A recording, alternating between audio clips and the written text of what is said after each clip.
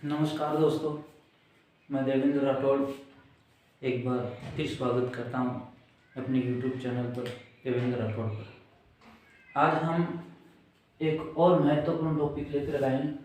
कक्षा 10 का ये महत्वपूर्ण टॉपिक है मानव श्वसन तंत्र। कल हमने पाचन तंत्र के बारे में पढ़ा था और आज हम पढ़ेंगे मानव श्वसन तंत्र के बारे में। ठीक है, तो इसके बारे में मैं आपको डिटेल से जानकारी देने वाला हूँ। देखो, श्वसन तंत्र में सबसे पहले जो प्रमुख अंग होता है वो होता है नासिका। नासिका श्वसन में हम मानव श्वसन में सभी ऑक्सीजन गैस ग्रहण करते हैं। ऑक्सीजन गैस हम नासिका के द्वारा ग्रहण करते हैं और CO2 गैस है उसको बाहर निकालते हैं, कार्बन डाइऑक्साइड गैस को बाहर निकालते हैं। तो हम श्वसन में ऑक्सीजन गैस लेते हैं नासिका के द्वारा। ये नासिका के द्वारा ऑक्सीजन गैस ली जाती है और यह ग्रसनी से होती हुई कंठ में जाती है और कंठ से होती हुई श्वास नली में जाती है। यह है श्वास नली, इसको कहते हैं श्वास नली। और श्वास नली में क्या होता है, श्वास नली के बाद जाती है ये श्वसनी में और श्वसनी से श्वसनिका और श्वसनिका से फिर अंत में ये जो संरचनाएं दिख रही हैं इनको कहते हैं कुपिका। तो कुपिका में जाती है।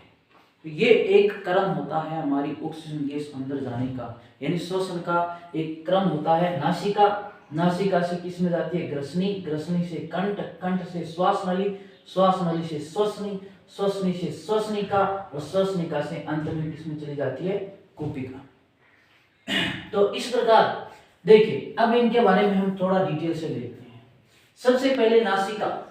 नासिका में क्या होता है, नासिका में हम ऑक्सीजन गैस ग्रहण करते हैं। नासिका के द्वारा हम ऑक्सीजन गैस ग्रहण करते हैं। नासिका का मुख्य कार्य होता है कि इसके अंदर रोम पाए जाते हैं, बाल पाए जाते हैं, रोम पाए जाते हैं।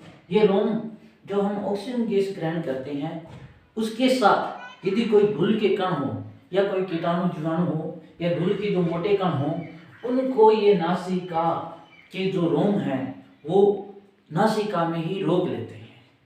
और एक और नासिका के अंदर एक तरल द्रव पदार्थ भी स्रावित होता है, श्लेष्मा। नासिका के अंदर श्लेष्मा स्रावित होता है जो क्या करता है, धूल के कणों को अपने अंदर चिपका लेता है और फिर नासिका से ही उनको हम बाहर निकाल देते हैं। इस प्रकार नासिका से जो वायु जाती है वो हमारे शरीर के अंदर जाती है शुद्ध वायु।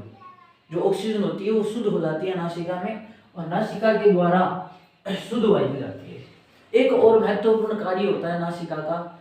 नासिका के अंदर रक्त वाहिनियां पाई जाती है और ये रक्त वाहिनियां हमारे शरीर के ताप का नियमन करती है।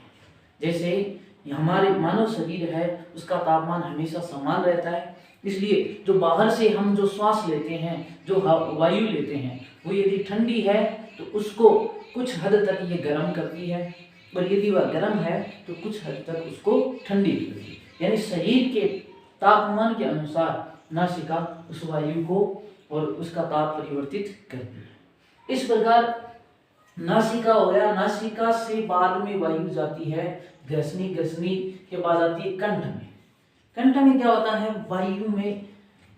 वायु जाती है तो कंठ में कंपन होता है और कंपन होने की वजह से ध्वनि उत्पन्न होती है, हमारी आवाज उत्पन्न होती है। जैसे हम बोलते हैं तो ये हमारे कंठ के अंदर कंपन उत्पन्न होने की वजह से होता है।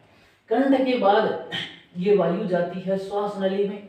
श्वास नली के अंदर ये उपास्थि छल्ले पाए जाते हैं, यानी हड्डियों के सी आकार के छल्ले पाए जाते हैं जिनको उपास्थि छल्ले कहते हैं, क्योंकि अस्थियों से न बल्कि उपास्थियों से बने हुए होते हैं। और ये क्या करते हैं, श्वास नली को पिचकने से या चिपकने से रोकते हैं।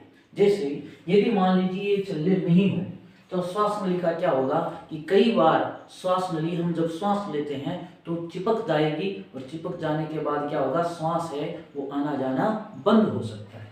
इससे चिपकने से रोकने के लिए श्वास नली के अंदर पाए जाते हैं सी आकार के छल्ले जिनको उपास्थि छल्ले कहते हैं। ये श्वास नली को चिपकने से रोकते हैं। श्वास नली की जो दीवार होती है इससे भी श्लेष्मा स्रावित होता है।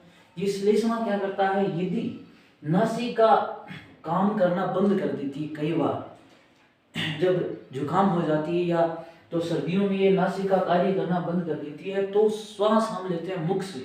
मुख के अंदर चूंकि रोम नहीं होते, इसलिए जो वायु लेते हैं वह होती है अशुद्ध। उस अशुद्ध वायु धूल के कण यदि चले जाते हैं तो वो जाकर के इस श्वास नली के अंदर जाकर के यहाँ चिपक जाते हैं। यहाँ चिपकने के बाद ये श्लेष्मा उनको चिपका लेता है और फिर इनको हम छींक के द्वारा या खांसी के द्वारा इनको बाहर निकाल दिया जाता है।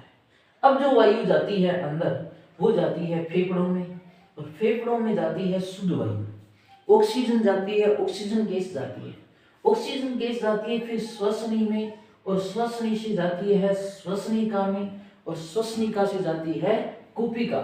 कुपिका का एक सबसे महत्वपूर्ण कार्य होता है। कुपिका क्या करती है कि ऑक्सीजन गैस को, तो यहाँ फेफड़े के अंदर भरा हुआ होता है रक्त, उस रक्त के अंदर ये कुपिका ऑक्सीजन गैस को तो मिला देती है, और रक्त, चूंकि रक्त है वो शरीर के विभिन्न भागों में जाता है, तो वहां से जो रक्त के साथ CO2 गैस चलकर आती है, उस CO2 गैस को तो कुपिका ग्रहण कर लेती है। CO2 गैस को तो कुपिका ग्रहण कर लेती है और O2 गैस को रक्त के अंदर मिला देती है। रक्त के अंदर मिलाने से जो रक्त है उसमें O2 गैस मिलकर के ये चली जाती है हृदय में, और हृदय से हृदय है उसको, रक्त को विभिन्न अंगों तक पहुंचा देता है, पंप करता है, इसलिए रक्त के साथ ये ऑक्सीजन गैस संपूर्ण शरीर में चली जाती है।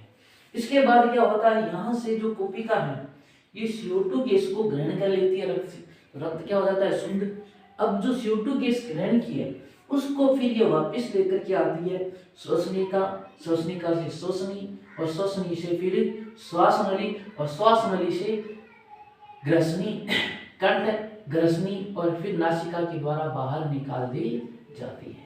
यानी नासिका के द्वारा बाहर तो कौन सी गैस निकाल जाती है, CO2, और ली कौन सी जाती है, O2।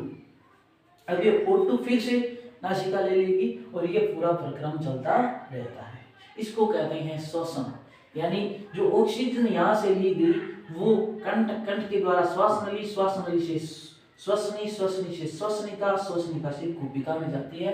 कुपिका ऑक्सीजन गैस को छोड़ देती है रक्त में, और वहां से जो CO2 गैस ग्रहण करती है उसको वापस उसी रास्ते से, यानी श्वसनिका और फिर श्वसनी, श्वसनी से श्वास नली और फिर नासिका से होते हुए बाहर निकाल दी जाती है। ये प्रक्रम होता है। अब इसमें क्या होता है कि जो एक डायाफ्राम है, इसका महत्वपूर्ण कार्य होता है कि डायाफ्राम संकुचन और शीतलन करता है। एक बार संकुचन करता है, एक बार शीतलन करता है, जिससे क्या होता है कि हमारी श्वसन दर होती है। जब ये संकुचन करता है तो यहाँ से जो ऑक्सीजन गैस है वो ली गई है वो अंदर चली जाती है। जब ये फैलता है और सिकुड़ता है, तो फैलता है तब ये ऑक्सीजन गैस है यहाँ आकर के जो CO2 में बदल जाती है, CO2 गैस यहाँ से ली जाती है। ये CO2 गैस फिर जैसे ही ये फैलता है बाहर निकाल दी जाती है। वापिस ये सिकुड़ता है तो नासिका के द्वारा जो O2 गैस है उसको ले लिया जाता है, फिर ये कुपिका में आ जाती है, फिर से ये फैलता है, फिर सिकुड़ता है, फिर फैलता है। ये एक प्रक्रम चलता है डायाफ्राम का। तो डायाफ्राम में एक बार संकुचन होता है, एक बार शीतलन होता है। जब इसमें संकुचन होता है तो ऑक्सीजन गैस अंदर जाती है, और जब इसमें शीतलन होता है तब ये CO2 गैस को बाहर निकालता है। इस प्रकार अलग अलग कार्य हुए। ये दो होते हैं, इनको कहते हैं फुफ्फुस या फेफड़े। मानव के अंदर दो फेफड़े होते हैं, और इन फेफड़ों के ऊपर ये हड्डियों का एक पिंजर पाया जाता है जिनको कहते हैं पंसलियां।